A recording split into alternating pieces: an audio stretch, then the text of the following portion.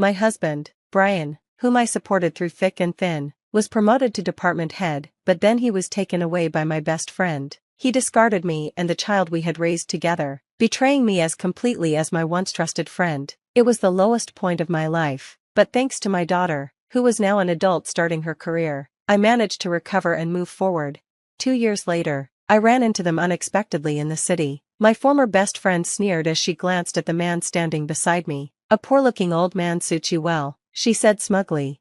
I smiled calmly. "Good to see you. Don't you recognize me?" She looked confused. My ex-husband rushed over. Panicking, I turned to them both and said, "Let me introduce myself properly. My name is Sarah. Until 2 years ago, I was Sarah Ingram." 2 years ago, my husband Matt, the man I married at 24 after a whirlwind romance, asked me for a divorce. It happened just after he was promoted to department head. I had met Matt when I was a new hire, fresh out of college, and he was my senior colleague and mentor. Not long into our relationship, I discovered I was pregnant. Without hesitation, we decided to marry, and I left my job to focus on our child, Emma, who is now 22 and thriving in her career. I had thought I could finally enjoy the second half of my life with Matt. With Emma grown and independent, we'd have more time for each other, but that hope was shattered on the day Matt came home wearing a distant expression. I had prepared a special dinner to celebrate his promotion. When he sat down, he avoided my eyes. "We need to talk," he said gravely. My heart sank, but I tried to stay optimistic. Maybe he wanted to talk about our future now that his career was stable. I had imagined he might thank me for my years of support or even surprise me with plans for a vacation. Instead, his words cut through me like a knife. "I want a divorce. I've fallen in love with someone else." I was stunned. 4 years, I had supported him, raising Emma largely on my own while he chased his ambitions. I believed him every time he said he was busy with work dinners or business golf. I hadn't seen any signs of his betrayal. My life revolved around our family, and I thought I could rely on his gratitude and loyalty. But instead, Matt left me for my best friend. They both betrayed the trust one had placed in them. Alone and heartbroken, I struggled to rebuild my life. It was Emma who kept me going, her strength and determination inspiring me to move forward. Now, 2 years later, as I stood face to face with them in the city, I felt nothing but calm. The man next to me, a kind and supportive partner, smiled as I introduced myself anew. My ex-husband and former friend looked shaken, but I was unbothered. I had already reclaimed my life. I chose not to complain and supported Matt from behind the scenes. I had witnessed firsthand the challenges he faced after our unexpected pregnancy and my decision to resign from work. One of Matt's superiors once said, "He's a rookie with a slow work pace, but he sure knows how to get a woman pregnant fast." That stung both of us deeply. Matt faced constant criticism, and not all of our colleagues supported our decision to get married. Despite this, he endured the judgment and worked tirelessly to prove himself. His dedication eventually paid off with an early promotion to department head. I wanted to ensure his success reflected well on both of us. I went out of my way to choose thoughtful gifts for his bosses and their families, even when it took extra effort. At company events, I smiled politely, aware I was being judged for leaving work early or stepping away from my career. I didn't mind. I did all of it because I believed in him and wanted to see him succeed. But rather than thank me for my unwavering support, Matt delivered the ultimate betrayal. Until the day he asked for a divorce, I hadn't suspected for a moment that Matt was having an affair. Was I foolish? Had I been blind to the signs? I had to know the truth, no matter how painful. "Who is she?" I asked, my voice trembling. Perhaps it was just an infatuation, and he wasn't serious about ending our family.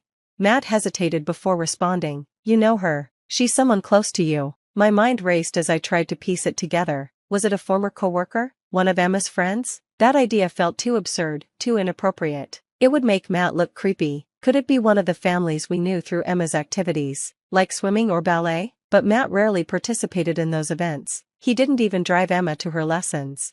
"Just tell me," I said, my patience wearing thin. He sighed and shouted, "It's Michelle." Michelle? The name struck me like a blow. Michelle had been my best friend since childhood, the person I trusted most. We'd shared everything, our joys, our struggles, and even our families. When Matt and I got engaged, Michelle had asked me to introduce her to one of Matt's friends. She later married him, and they had a daughter, Jessica, who was 3 years younger than Emma. 4 years, we bonded over parenting, organizing barbecues, and sharing advice. I had never imagined she would betray me like this. Memories of Michelle flooded my mind. Once, when I was holding on to some of Emma's outgrown clothes, Michelle had joked, "Holding on to these things like this? That's the sign of a toxic parent. It's just stuff. Sarah, you need to let go, or you'll be that kind of mom." Her words had stung, but I took them to heart and tried to be less sentimental. Later, I gave Michelle some of Emma's old clothes and toys as hand-me-downs. However, I struggled to part with one item, Emma's preschool uniform. It held too many memories of her first year of school. I lied to Michelle, saying I might need it for another child, and asked her to return it once Jessica was done with it. Michelle's marriage didn't last, and by the time Jessica was in kindergarten, she and her husband divorced. When she handed me back the preschool uniform, I was relieved to have it again, even though it was worn and patched. But her words stung as she handed it over. "Must be nice to be a housewife." Huh, Sarah? I'm still dating, but as a single parent, I can't give Jessica a sibling. At the time, Michelle hadn't shared the details of her marital problems. I empathized with her struggles, but I was also dealing with my own disappointments. I had wanted a second child, but Matt's long hours and lack of interest left no room for that discussion. I let go of that dream, feeling grateful that I was better off than Michelle in some ways. But now, hearing Matt utter her name, the betrayal felt unbearable. Michelle, who once accused me of still dating my own husband, had stolen him from me. "The guy you introduced me to left me for another woman, Sarah," she had once said bitterly. I hadn't denied it then, only smiled sympathetically. I never imagined she would turn around and do the same thing to me. Michelle picked a fight with me not long after her divorce. It all started because she'd asked me to introduce her to someone I barely knew, her now ex-husband. When I first met him, Michelle was immediately drawn to his looks and made it her mission to pursue him. I had advised her to take things slow and really get to know him, but she didn't listen. Later, when her marriage fell apart, she blamed me. I was confused but sympathetic, recognizing she needed a friend to lean on during a tough time. I didn't hold it against her. After her divorce, I tried to support Michelle and her daughter, Jessica, however I could. I even registered as Jessica's emergency contact at her daycare. If Jessica got sick and Michelle couldn't leave work, I'd pick her up, take her to the doctor, and look after her until Michelle was free. I adjusted my part-time work schedule to be there for Jessica when she started middle school, as she spent afternoons at my house instead of daycare. It wasn't easy, but I wanted to help. When my own daughter, Emma, graduated from elementary school and moved on to middle school, my life took a turn. A clerk at my part-time job got married and relocated, and my company offered me a full-time position. Matt, my husband, supported the idea of increasing our household income, and Emma was on board too. After years of focusing on family, I was excited to take on this new chapter. However, working full-time meant I couldn't continue looking after Jessica after school. Michelle and I had to adjust. Jessica began coming home to an empty house, but I figured it wasn't my responsibility anymore. Life moved on. Over the next 9 years, Michelle and I saw less of each other. Although we didn't meet as often as we had when our daughters were young, I still considered her my best friend. Then, one day, Matt's unexpected words shattered that illusion. "I want a divorce. I'm in love with Michelle." His declaration hit me like a ton of bricks. I tried to laugh it off, thinking it had to be some kind of joke. "You're kidding, right? Michelle is my best friend." But Matt's expression was deadly serious. "I know she's your best friend, but I've fallen for her. I can't help how I feel." I stared at him, stunned. How could a 49-year-old man with a 22-year-old daughter speak so childishly? It felt like I was trapped in some absurd soap opera. "So it's just your crush, right? Michelle would never betray me." Desperate for clarity, I called Michelle. She picked up immediately. "Michelle, can you come over? Matt's saying some crazy things." But instead of laughing it off, Michelle chuckled. "Oh, I already know. Matt told me he was asking you for a divorce today." "You knew?" My heart sank. "You've been talking to him?" Her voice was cheerful, almost gleeful. "Yes, Sarah, I'm sorry, but Matt's in love with me now. He wants to divorce you and marry me." The world seemed to spin. This had to be a cruel joke. My husband and my best friend conspiring together? It was too much to believe. Matt left the room muttering something about going out for a smoke, something he hadn't done since I was pregnant. When had he started again?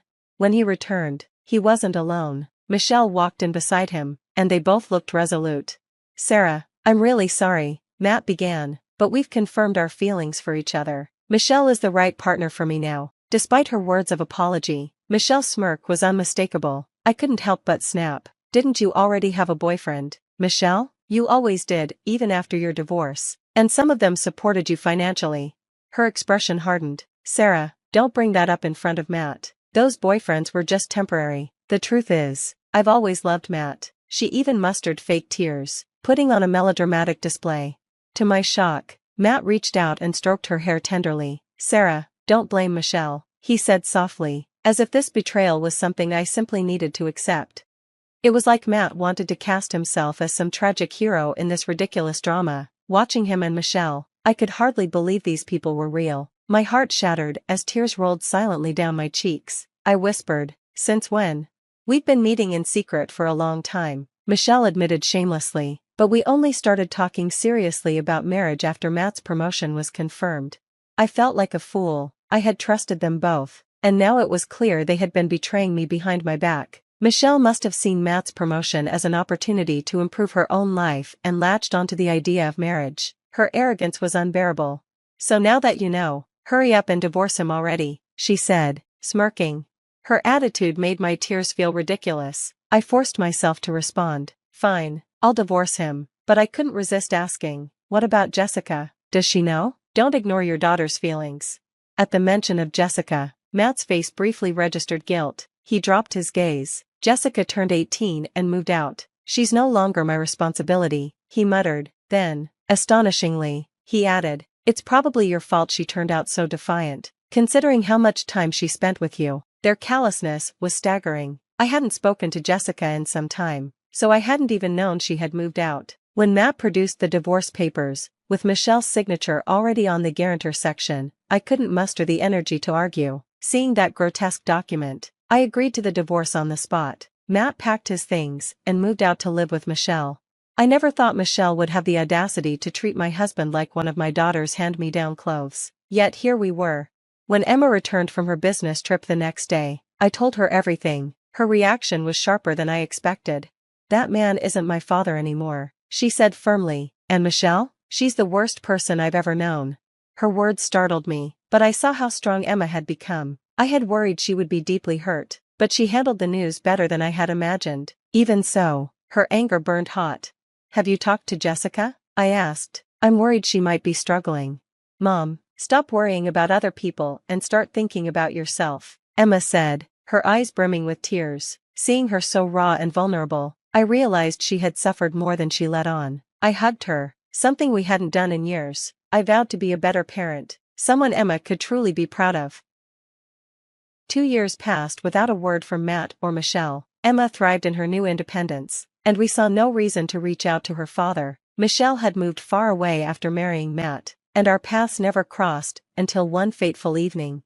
After attending a play, I ran into them in the city by chance. Our eyes met, and I couldn't avoid them. Michelle's mocking voice cut through the air.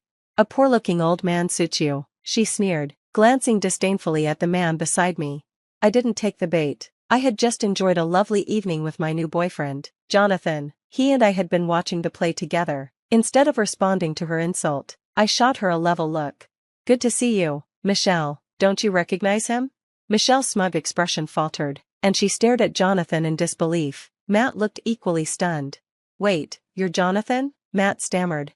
Jonathan had been Matt's senior at the company, mentoring him when he first started. He had once taken the fall for a mistake Matt made, which had cost Jonathan his job. I hadn't known this back then, but we reconnected recently through a mutual acquaintance. That's how we had started dating. Michelle's face twisted as she remembered. I had once introduced Jonathan to her as a potential partner, but she had rejected him, saying he was too old and not stylish enough. Now, Jonathan looked different, his appearance more polished and refined. Michelle's disdain for anything understated had blinded her to his true worth. Jonathan spoke calmly but firmly. Relax, Michelle. It's not a big company, and my income isn't huge, but starting my own business worked out for the best. Michelle's eyes widened in horror. What? He's a CEO? She blurted, her crassness on full display. If I'd known that, I wouldn't have married Matt. He's so cheap. Her outburst only made me pity her more. Jonathan, ever composed, simply shrugged. It's not about titles, Michelle. It's about character. Just then, I noticed Emma and Jessica standing nearby. Having overheard the scene, guilt tugged at me. They shouldn't have had to witness this embarrassment. Yet their expressions were resolute. Still relying on men after all these years. Emma said, her voice cutting through the air like a blade. When will you ever learn? Michelle turned, startled, and suddenly adopted a parental tone. Jessica, Emma, how have you been?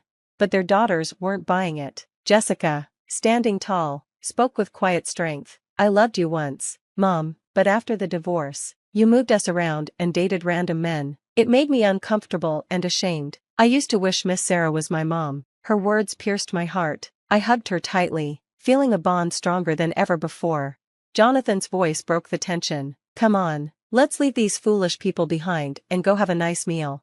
We walked away, leaving Matt and Michelle to their hollow lives. Later, I learned from an old classmate that they had divorced. Matt had finally reached his breaking point after Michelle repeatedly belittled him. Emma and Jessica grew closer, like true sisters. Jonathan eventually proposed, and I accepted. Looking back, I realized my first marriage had been a mistake, but it had led me to where I belonged. Together, Jonathan, Emma, Jessica, and I are building a new life, filled with love and laughter.